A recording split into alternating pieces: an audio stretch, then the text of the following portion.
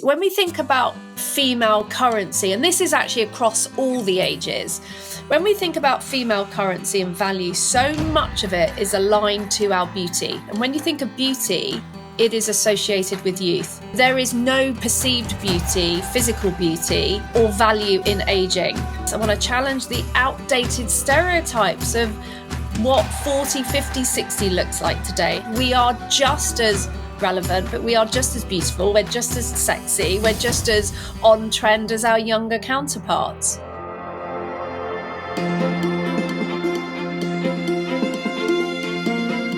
Hi, I'm Caroline Carey and welcome to the Eat Nourish Love podcast. For over 20 years, I've created events, raised over 4 million for good causes, and been lucky enough to meet some incredible people along the way.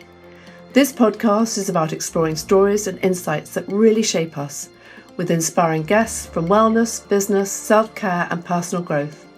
It's about learning to trust our intuition and discovering what truly matters, and how, with hard work, belief and tenacity, we can make so many things happen.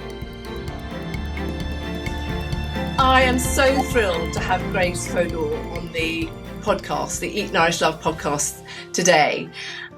Grace has set up the most unbelievable brand called Studio 10. It stands on par with the biggest names in the beauty industry, yet it sets itself as a counterpoint from the one-size-fits-all approach to makeup. Grace, I cannot tell you how excited I am to have this conversation with you, and you can tell everybody about it. But it was just, again, another meeting in London I came to and I met you. So welcome to the podcast. I'm really excited to be here and have a conversation about lots of things.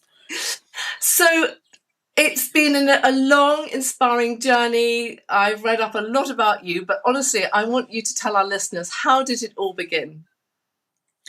It started in my 40s, and I woke up one morning and I thought, I don't use the same skincare in my 40s as I did in my 20s. So why am I using the same makeup? And I realized there are incredible makeup brands available, like really innovative, beautiful products and textures. But some of the insights that I had, or almost frustrations, was it's almost a sort of one size fits all. So you can use that makeup whether you're in your 40s, 50s or 20s. Now, product sits very differently on more grown-up skin, right? So I wanted products that really suited my skin, powered, like really enriched with skincare ingredients. I wanted factor 30. I wanted that extra boost of hydration and nourishment. And also the physical products, how it sits on the skin, because the wrong makeup can actually be more aging. If it's too powdery, it's too matte. And the other real insight is I went into a department store and I found it honestly so overwhelming. You know, I'd go in and go, I just want to buy a lipstick. And they go, well, madam, we have 15 different types of lipsticks. We've got this texture and we've got this. And I'm like, I just want a lipstick, literally. So you spend half an hour going through all the different products and the textures and the finishes, and you find a texture that you really like. And then you go, great. And then they say, what color would you like? We have 45 shades. And it's like, I just want to buy a lipstick.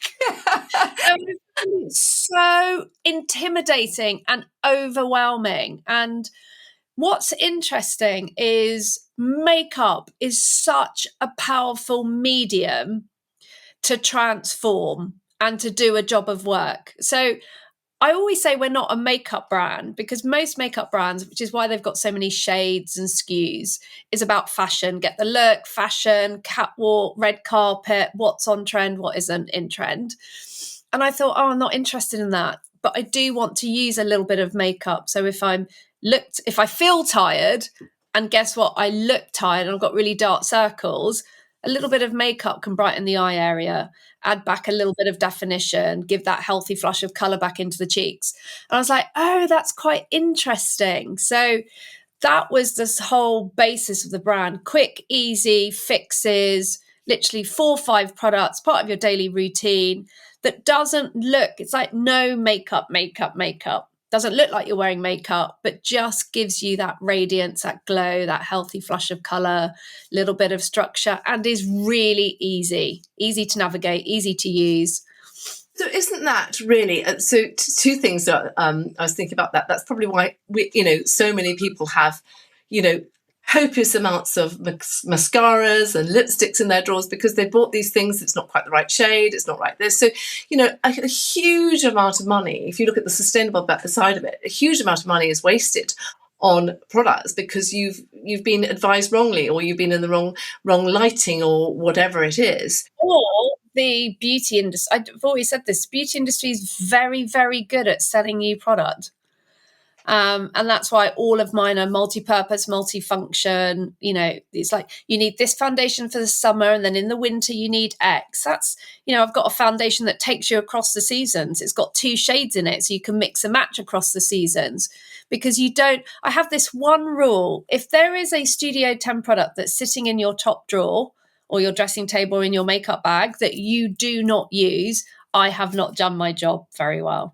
I personally don't have lots of products sitting in the drawer, but when I came to London and I came to the event, I was about to go to a black tie dinner, and it was really fun. It was really energy. There was lots of energy there, and I sat down and had my makeup done. It was really funny because I thought, before I go to this dinner, I wonder whether I might go to a department store and have my makeup done.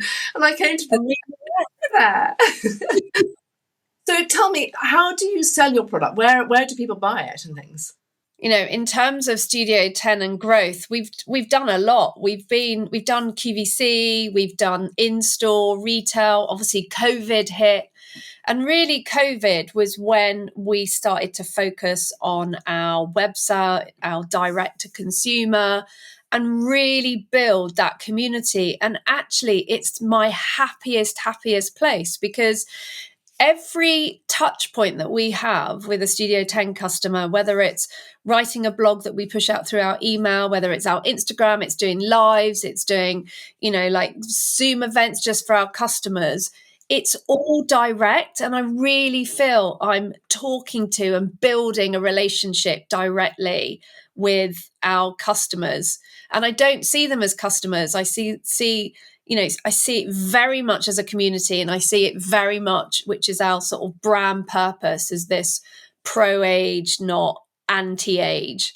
So, really challenging the outdated stereotypes of, middle age. When we think about beauty, when we think about female currency, and this is actually across all the ages, when we think about female currency and value, so much of it is aligned to our beauty.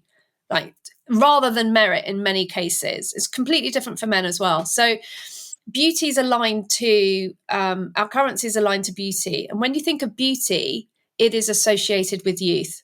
So there is no beauty, perceived beauty, physical beauty, or value in aging.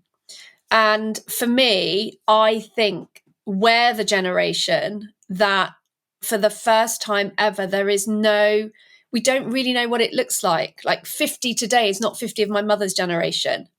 So, and for me, I want to challenge that premise. I want to challenge the outdated stereotypes of what 40, 50, 60 looks like today, how we live our lives, the value, the currency that we have, and the wisdom that we bring into society. And we are just as relevant, but we are just as beautiful, we're just as sexy, we're just as on trend as our younger counterparts. That's incredible, actually, because I know someone I think you've mentioned before is Dr. Amanda Hansen, because she's all about that, and it's about this invisibility. And I think there's a very strong movement going on. I say movement, whatever you want to call it, which is actually really, really respecting age and what it brings. And it is changing dramatically in the marketplace, from what you wear to your skincare to how you feel to running businesses. And also, absolutely, people are not going to retire the way they used to. So they're going to go on working. And there's so much change going on. And actually, I'd never thought about makeup. And when I came to that event, I was using quite powdery makeup. Look, I've even got some of your stuff or whatever. And I love it. So So in terms of your community, because I think a lot of this is about community and building networks and things like that, you've got a very strong community, haven't you? Really strong community. And I think it's because fundamentally, it's about relationships. Any community works because of the relationship that you build. And the relationship that I have with my customers, my community, is not about selling product, right? Most of my conversations that I have, so you and I will build a relationship based on two things: the amount of time that we spend together and the conversations that we have, right? And it's the same with any relationship, whether it's with a friend or family member, or whether it's any brand or business, right?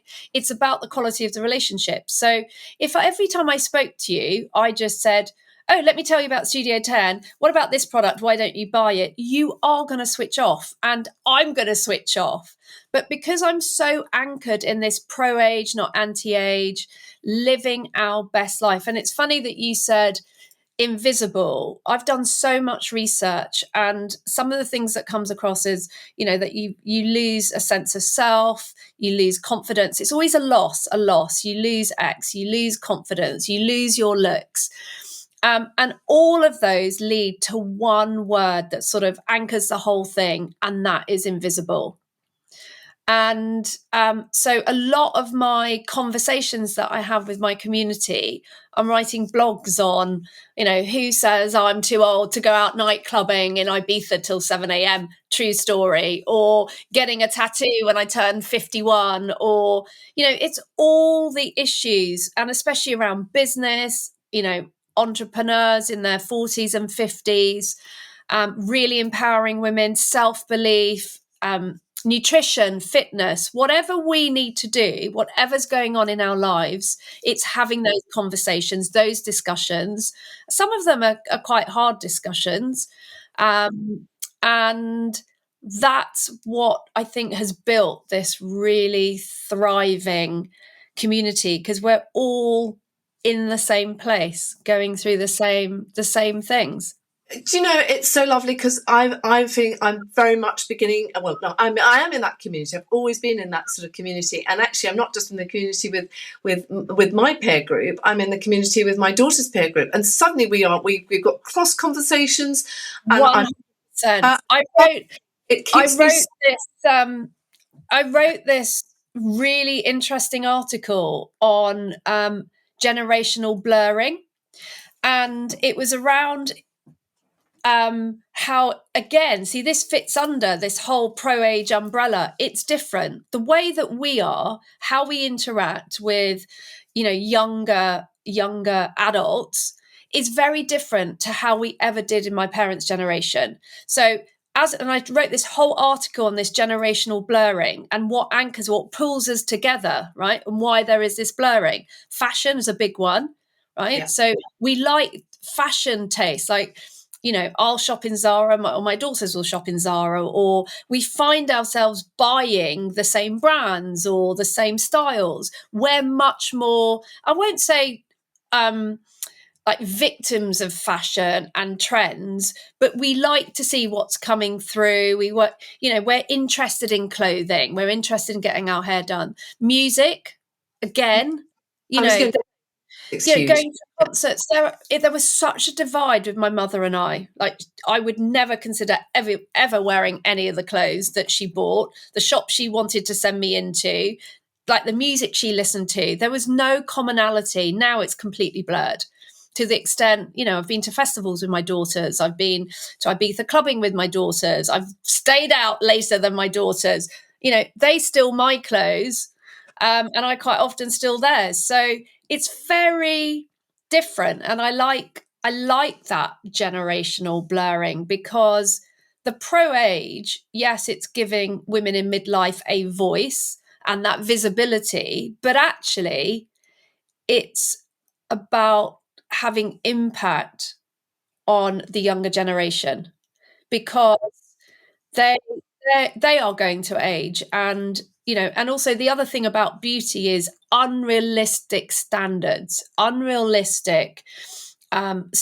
from which to live up to. and it's damaging. And I've seen too many. I mean, I've got 3 daughters, 18, 22, 25. I have a 35-year-old stepdaughter and a grandson, little baby Leo, who is gorgeous.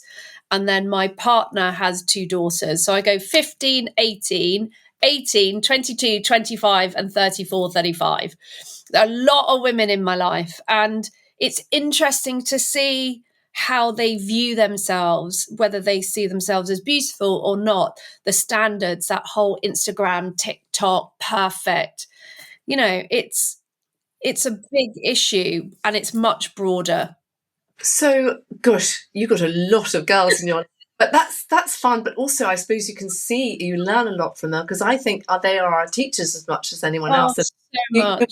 I know you want to get involved with Annabelle, who does the beauty dinners, Bella, and actually, she's always been about true transparency and taking the screens off of being who she is, and that is quite hard, particularly on social media, because you do get some negative things on that, but you've just got to realise that is what's going to come with it if you're going to be public with it.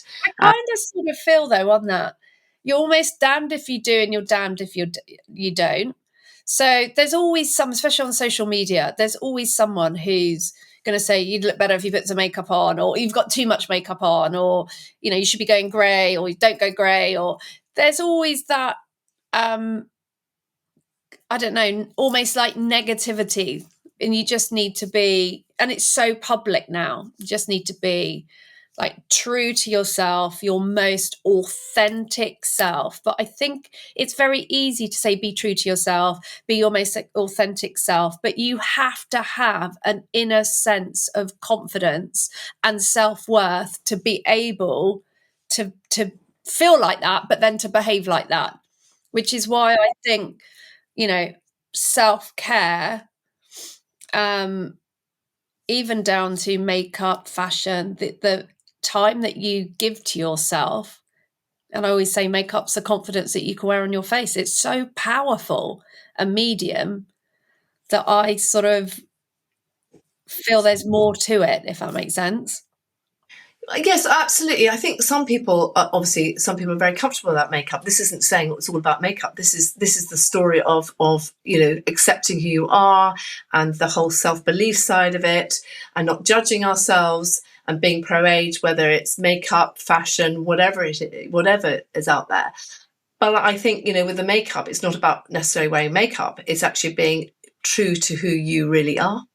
Yeah, absolutely. And I think the pro-age is be true to your age, not being hard on yourself, not trying to be, because if you think about the beauty industry, anti-aging, anti-wrinkle, 10 years younger, 20 years younger, you are never going to win that battle. And all you do is you put pressure on yourself to attain those unrealistic standards, right? So, and I read this article, it came out of Harvard, that said, and it's a really fine line about, you want to put your best face forward, you want to feel your most confident, make the effort. But if you go too far, that you get too much work done and too much focus is on your looks, over a period of time, you become more insecure, because you're never going to be able to look like a 25-year-old.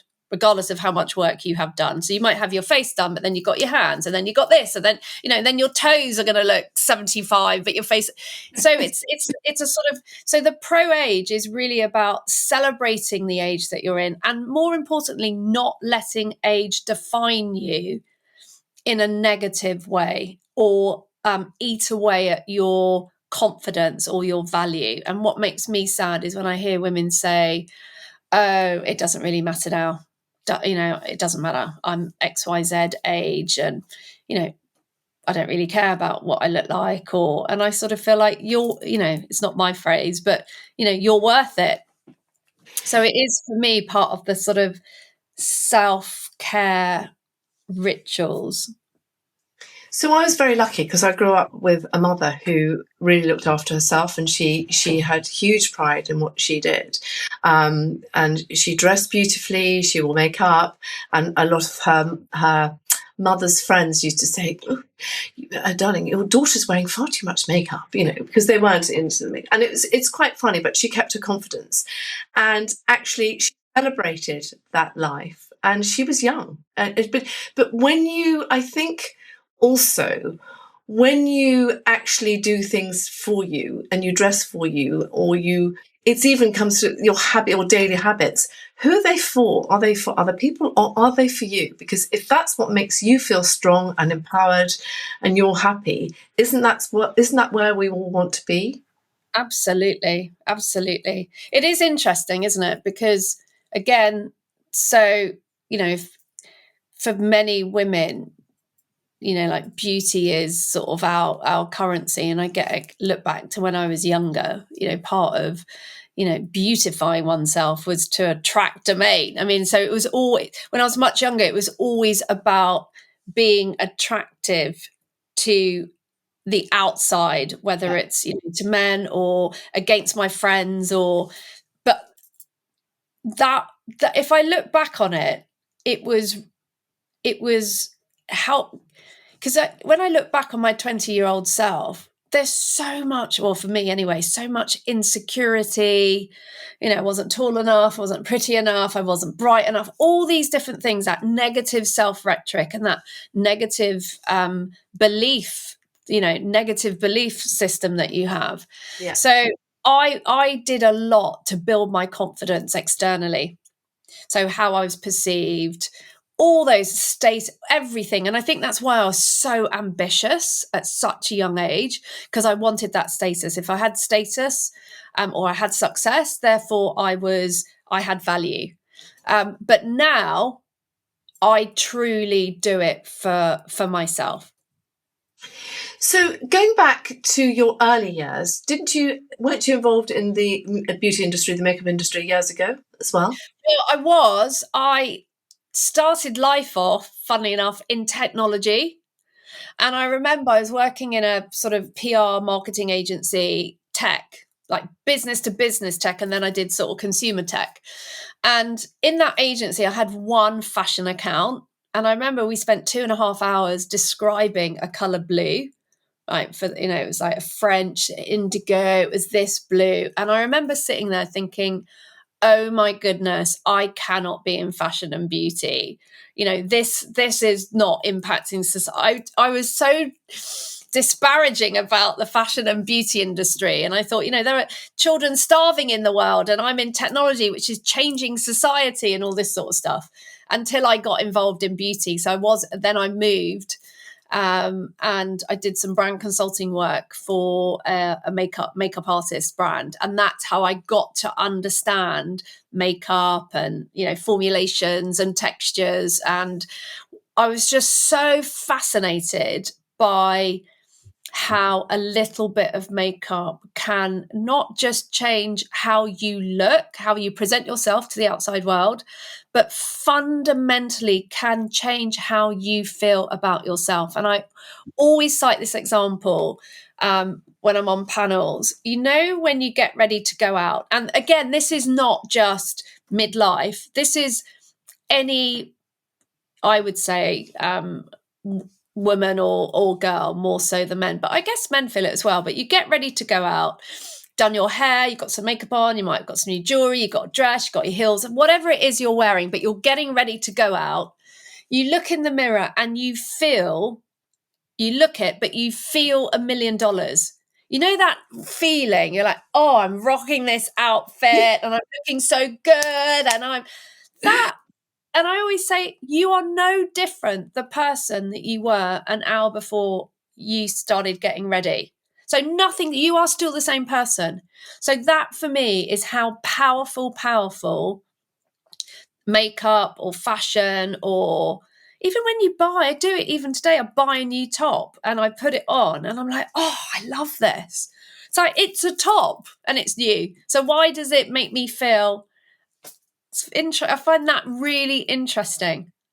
So, someone said to me recently, someone who's quite close to me said to me, the thing is that people perceive beauty. So some people perceive it as something that's quite frivolous, that's not very intelligent, that and it's extraordinary because you go, no, it's got so much more to that.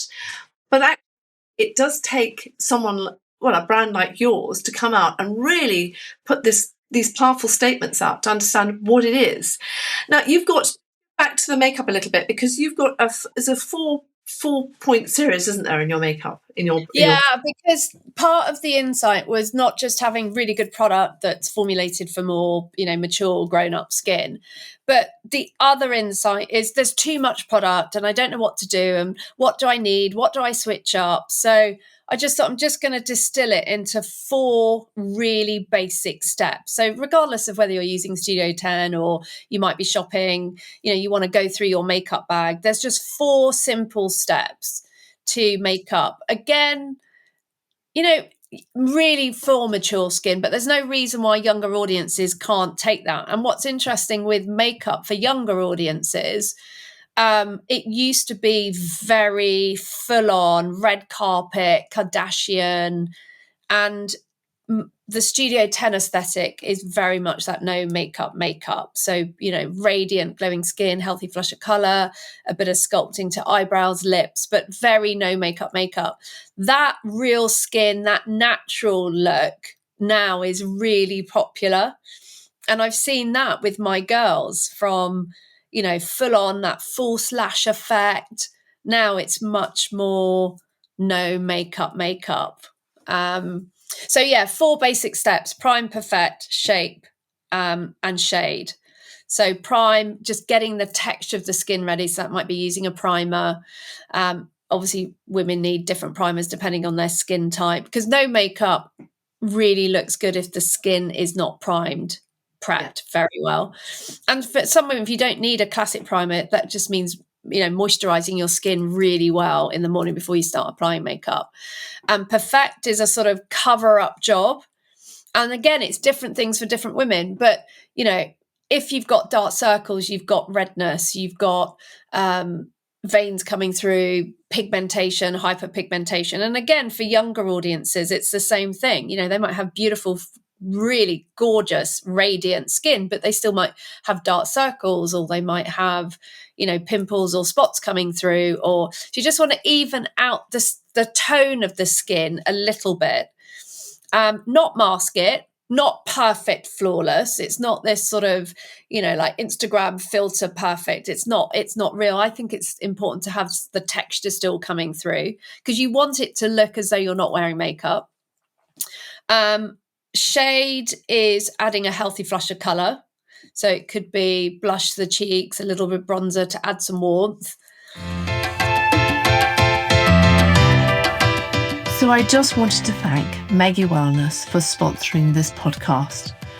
I have always been really lucky with my hair. It's always been full and healthy. I've never really needed much help. But then I was lucky enough to try some of the products from Maggie Wellness.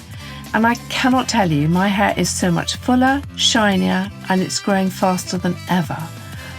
If you're dealing with thinning hair, breakage, or hair loss, their shampoo, conditioner, rejuvenating serum, and supplements are designed to nourish the scalp and support healthy hair growth. What I really love too is that there are no harsh chemicals. Maggie Wellness products are 100% vegan, cruelty-free, and free from SLS, silicons, parabens, GMOs, and PEGs, and they're all in beautiful, sustainable packaging. So if you want stronger, healthy hair, why not try some of Maggie Wellness products? And you can get 20% off, excluding bundles, with the code EAT20. If you go to the bottom of this podcast, you can see the code EAT20, and there's the link.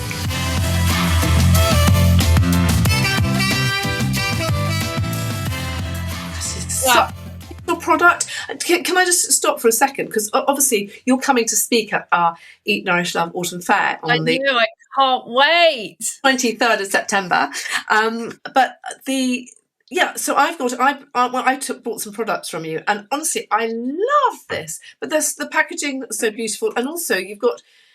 Someone was saying on somewhere that you interviewed about your double-ended products. I know. Everything, you know what? Everything I do has two ends to it, because there's always another part to the story. So that the last step, shade and then shape, is adding a little bit of shape and definition. So, the brows, they thin as you age. You want to do the brows. A lip liner will add some fullness to the lips and some shape to the lips. And that's really the 4 steps. But there's always another side of the story. So brows, if you're just filling in your brows, right?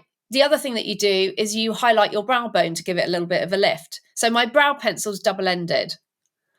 My brushes are all double-ended because I don't want to have 2 face brushes. Why do I need 2 face brushes, right? I need one because there's 2 ends to it.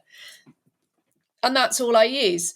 The blush, so even if it's the blush but then your compact 2 in there as well. Exactly. So that, exactly right. So that's my foundation. And what's really interesting about that foundation is, and we've just been in the Sunday Times with it, Sarah Jossel, who's the beauty director, she was like, I'm not sure about compact foundations, not really convinced, they're quite scary, because traditionally they're very thick, they're heavy, cakey, they're very mattifying. And she was like, I'm not confused. And she literally said it's like a revolution because it's so light. You can do a very light veil, so it's almost like a tinted moisturizer. But then if you need a little bit more coverage, you can build the coverage up. But because I've got the 2 pans, then you can take it. If you're carrying a little bit more colour in the summer, you can mix in the darker shade. And that is a classic example of the beauty industry saying, in the summer, you need very light, more sheer, tinted moisturizer with your SPF. That's got SPF. But then in the winter, you might need more coverage. And it's just all nonsense. So I'm like, I put it in one product. Well, there's a huge amount of money in the beauty industry. If you only look at the stats and you go into it and you see where it's going and you see how it's escalating, because particularly now more men are wearing makeup, it is a very, very big space to be in. Yeah. Huge space. So how did you begin? Because it's quite complex putting products together like this and finding the makeup. Well, my background was branding, marketing, agency. I had an agency which I set up in my 20s, and I came out of that. I sold it to one of the big groups. I did an earn out when I was pregnant, and I mean, I could talk about like ambition, pursuing career, work-life balance, talking about pro-age, not letting age define you. And ageism in the workplace, especially for women in our age group, but actually ageism in the workplace on that other end of the scale, because I was 26 going on 27 and I set up an agency, and, I was in the world of tech. So I was, talking to the likes of Google and Sky and, really big multinational brands, and they were looking at me. I could tell, A, because I was a female, and B, because I was in my 20s, what experience or expertise do you have? So when I did my earn out and I had my second baby, I thought, I don't want to go back into running an agency, setting up an agency. And I did some brand consulting work. And one of the projects I did was for Boots. And they were looking at makeup as a category and different brands they could work with. And I met Gemma Kidd, who was a makeup artist. She had the Gemma Kidd Makeup School. Incredible makeup artist. Her ability to develop, to design, to develop, but it was her understanding of the texture. I mean, incredible. So I helped her with, and she is a really beautiful person inside and out. I helped her a little bit with the branding and, getting a sort of deal on the table with Boots. And she did all of the product development, manufacturing, sourcing in the labs, blah, blah, blah. And I was with her. And that's how I learned, because, it's interesting, you're ready to launch a sort of product, and there is a sort of, from a product development perspective, it's all about getting the product out. You've got to get it on time. You've got your whole marketing, you've got to bring it in on time.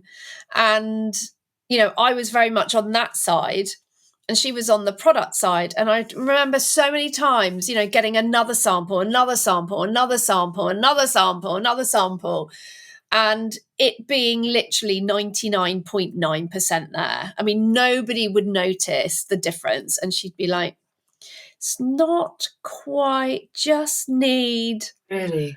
And I used to think, oh my goodness, it's an incredible product already.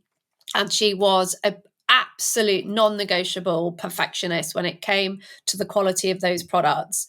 And I'm exactly the same with Studio 10. So that's a really interesting bit, because actually it's about learning from other people, isn't it? It's about being this is an apprenticeship type of thing that so often isn't around now, is key to learning. And if you can learn from some of the masters and people when you're younger, gosh, it sets you up for the most incredible possibilities, really. So yeah, because I literally knew absolutely zero about makeup outside of what I bought in my handbag. If that makes sense, because I came from a tech, but my area of expertise was branding, how to create a brand, blah, blah, blah, blah, blah, blah, blah. And, as I said, all those years ago, I thought I'd never be in fashion and beauty. I mean, honestly, the amount of money spent on marketing, and now I really get it, because they're very powerful mediums if you use them correctly. If you become victim to them, or then it can have a negative impact. But it's interesting. So, what advice would you be giving to the sort of younger generation of makeup and what they should be using? The advice that I would give them, fundamentally, makeup or no makeup, is when you look in the mirror, right?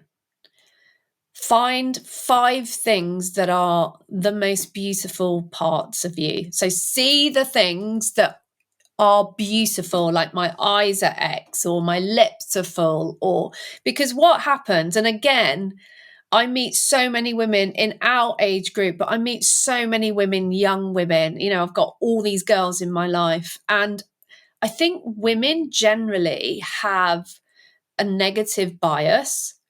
And I don't know whether that's because so much of our currency and values around our beauty. So unless you are beautiful, unless you are 5'9", unless you are size 8, blah, blah, blah, blah, blah. Right. So much is put on our beauty that if you don't meet those ideals, then you therefore are not beautiful. Or whether I don't know why, but most women that I meet, young or old, look in the mirror and all they do is see their flaws, right? So for me, the number one thing would be, when you look in the mirror, see the beauty that's facing you. And that's where that self-acceptance comes from, and that self-worth, that self-confidence will come from looking in the mirror and seeing the beauty that's being reflected back at you, is number one. And then that means you're not, if you don't want to wear makeup, you don't have to. You still feel beautiful. You look beautiful. You feel beautiful. In terms of beauty, I do think, and there's been a lot of research about having a beauty routine, wearing a bit of makeup, having that routine has really positive benefits in terms of emotional wellness. So again, I think that's quite important, because it's part of your self-care. And as women, we give so much out all the time, don't we? We're so outward facing. We give so much. We're carers, we're nurturers, we're so busy all the time. To actually take a moment for oneself and give ourselves that time. So for me, that's important, having a sort of morning routine, because it's time out as well, like out of busy days. And then I think the third thing is think about where you're spending your money. So don't buy a brand or a product because it's really on trend. Like, really be mindful about what you're spending, how much you're spending. And one of the things that I do, I really, really try hard, is to support other female founders. Oh, I love that. Like this is a fashion brand called Lizu. She's another female founder. So that sort of female currency if you're going to spend money. So I really like to do local. I like to do independent. I like to do other female founders. Of course, I'll buy something in Zara, but I'll probably buy a lot less in the high street and put my money into independent or female founded brands as much as I can. So I've run a lot of events and businesses. I do this big event, which is like a shopping event. I love supporting the small businesses and the family. And I've got lots of, I've got a nephew who's got an amazing brand, a fashion brand. So, you always want to support it. And it's incredible because the entrepreneurship in this country is huge. But I think I was speaking to Amanda Thompson on another podcast, who's the global brand Naughty Thompson Scott. And we launched her actually last week. And she was talking about that when she goes to America, it's also positive. She comes back to England, it's also negative. And I don't think we should say that because actually I think it's huge, and I think there's a massive support in this country, totally. So you talk about. What about your routine? What's your sort of routine in the morning? Do you have a routine, and what's your sort of diet? I do have a routine, and this is an age thing, but again, I think it applies for all ages. But I want to be fit. I want to be healthy. I want to be strong. I have quite a strict routine, especially during the week. In terms of nutrition, in terms of, unless I'm going out, I don't drink during the week. I'm very, very active going to the gym. Like, fitness is really, really important to me. And I try and go every other day and do a mix of I do a lot of weights because that's building bone density, building your core strength. I do Pilates, blah, blah, blah, blah. So that's a big, big part of it for me. But the reason the exercise, the gym is so important, it directly impacts my emotional and my mental health, because running a business is not for the faint-hearted. There is so much stress and pressure and long hours and juggling. And so when I go to the gym at the end of the day, which is, I've got lots of friends who go at the beginning of the day. There's no way I could go to the gym. I'm exhausted. But that's when I have to go, because I get a huge energy spike. It gets me away from my laptop or my phone, which we all know, these are offices 24/7. And it gets rid of all that stress. So I come back and I feel lighter. I feel energized.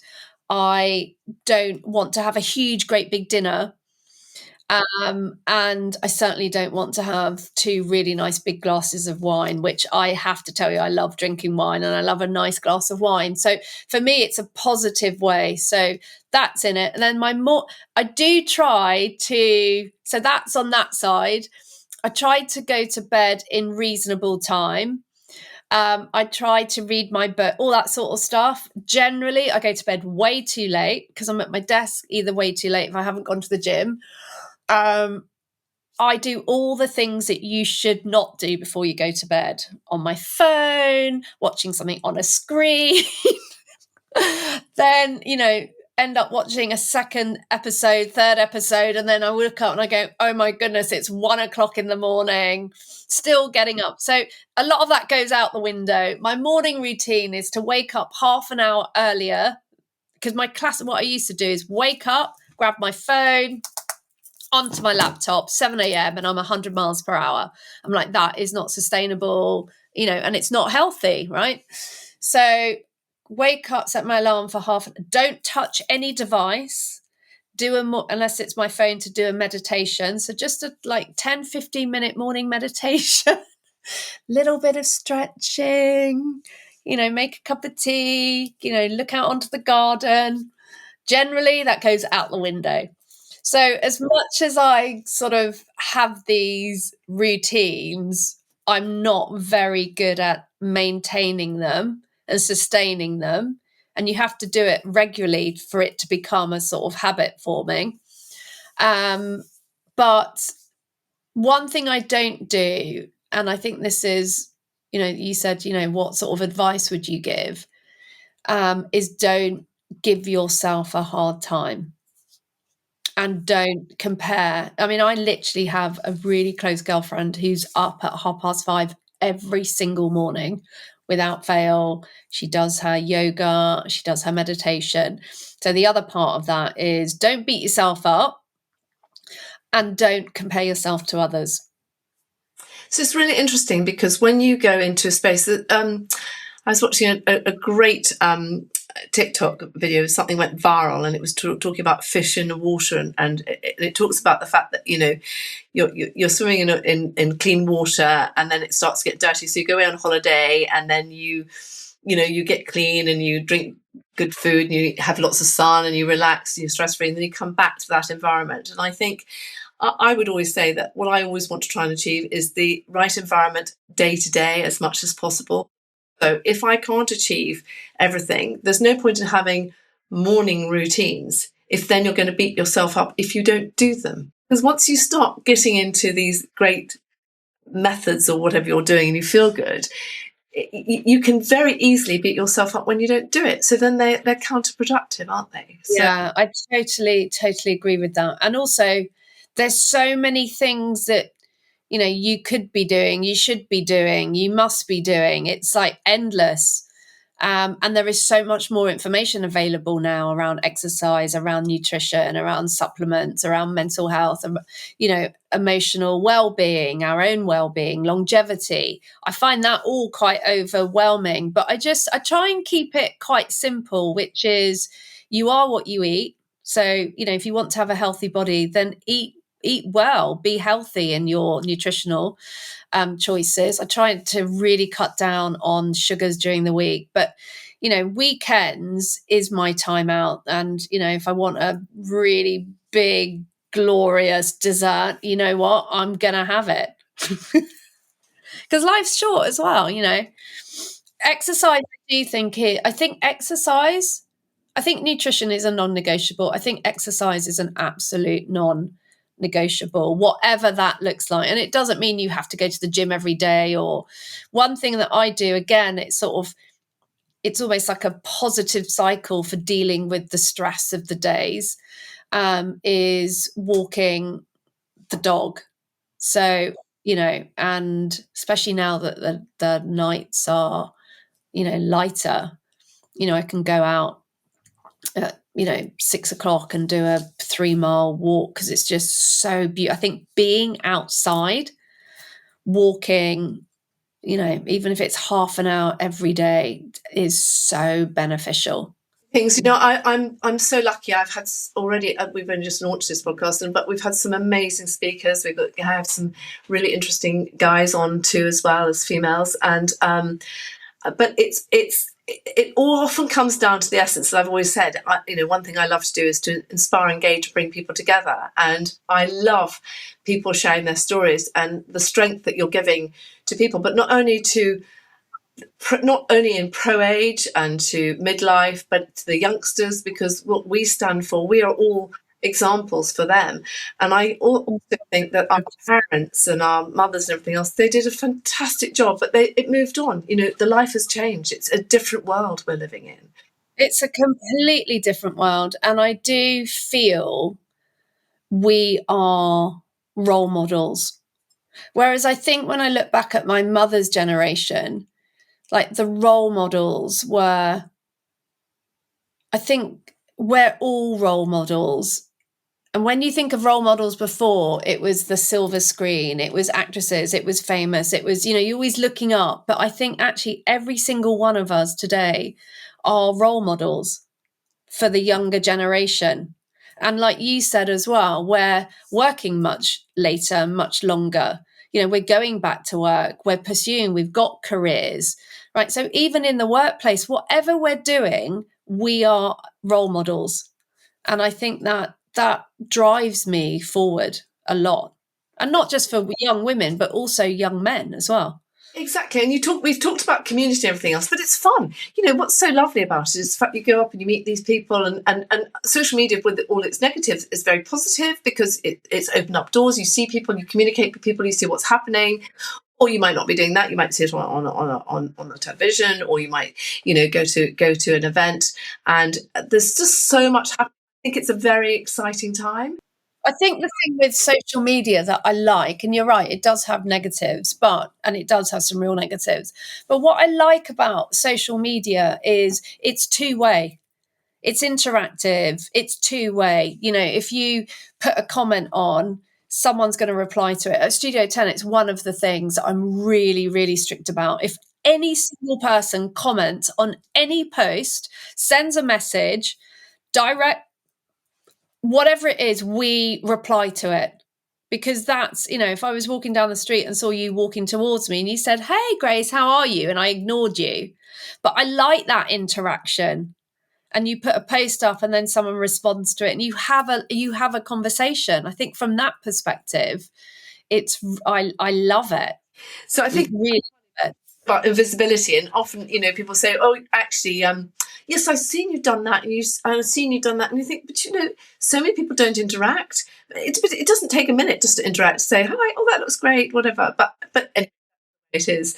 So honestly, I'm so excited because we're seeing each other in September, and it's going to be an exciting time. We're going to have all your products there so people can see them and test them. And also we'll bring our makeup artist as well. So, if anyone's looking at either their routine or doesn't wear makeup, wants to understand, they're really good at just helping navigate it. It's almost going to be like a sort of a little mini clinic. So yeah, come by. I'm really, really looking forward to it. I love in real life events. Well, it's an amazing community as well, and I think that's there's a very lovely community. So I know I've asked you about young skin, but before we go, can you give us 3 things that you'd like to leave our listeners with? 3 really important things that are really key to you, your life, the beauty world. Yeah. Okay. So one is going back to when you look in the mirror, see the beauty that's facing you. You are your own most beautiful. Don't follow all of the standards and stereotypes of what beauty is, could be, should be, or, is on Instagram or in a magazine is number one. And then my sort of life hack that I talk about a lot, and people go, "Well, what would you say to your 21-year-old self?"